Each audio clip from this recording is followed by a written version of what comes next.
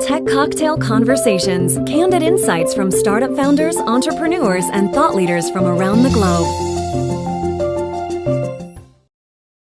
I have two early-stage startups, which serendipitously ended up being representative of the two sides of me. So my professional side is represented by my startup, If We Ran the World, which comes out of the fact that I'm a naturally very action-oriented person. And so I observed that the single biggest pool of untapped natural resource in this world is human good intentions that never translate into action. And so If We Ran the World is a very simple Web Meets World platform that turns good intentions into action, one micro-action at a time. Then my personal side is represented by my other startup, Make Love Not Porn, which derives from the fact that I date younger men. They tend to be men in their 20s. And I encountered through that, very directly and personally, the real ramifications of the creeping ubiquity of hardcore pornography in our culture.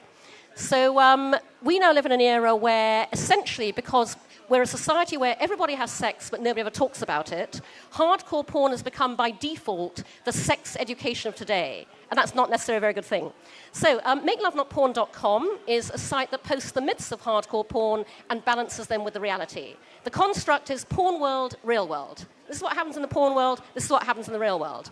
And that has received such an extraordinary response since I launched it 3 years ago at TED, that in May, my team and I will be launching MakeLoveNotPorn.tv, which will be the next iteration.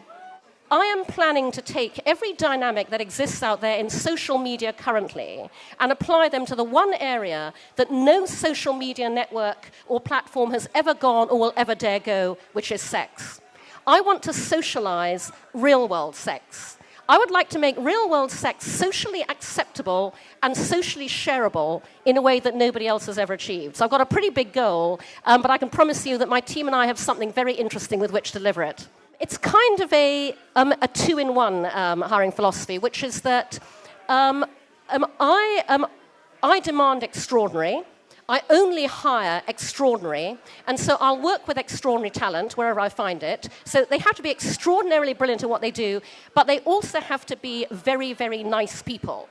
Great and nice is my hiring philosophy. You cannot have one without the other. You can't be brilliant and not a team player and able to work with, motivate, and inspire everybody else around you. So it boils down to great and nice.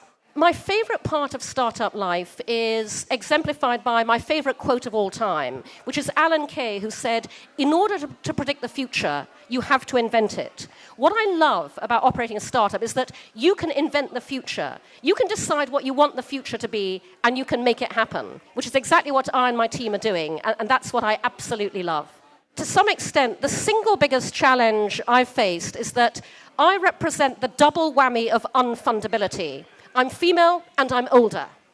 And that puts all sorts of obstacles in my way in terms of access to the funding that I have needed for both of my startups, despite the fact that I've put my own savings into them, but I've absolutely had to find seed funding as well. That has been enormously challenging. There's a third unfundability obstacle with Make Love Not Porn, which is every obstacle a tech entrepreneur encounters with a startup, have a startup dealing with sex and absolutely triple them. So that's made it even more difficult. But I'm a huge believer in those people who say it can't be done should get out of the way of those people doing it. So the bigger the challenges, the more determined I am to overcome them. And the single dynamic that most motivates me, and forgive me because I am going to use a four-letter word, and feel free to edit it out, but the single biggest dynamic that will make me absolutely do what I want to do is I'm going to fucking well show you. The one piece of advice that I would pass on to every single startup founder, entrepreneur here in this room and at South by Southwest is know that the only person who can make things happen for you is you.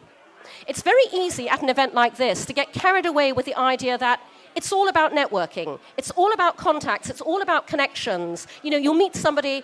Actually, in the time it took me to get If We Ran the World funded, I encountered lots of what my startup is designed to address.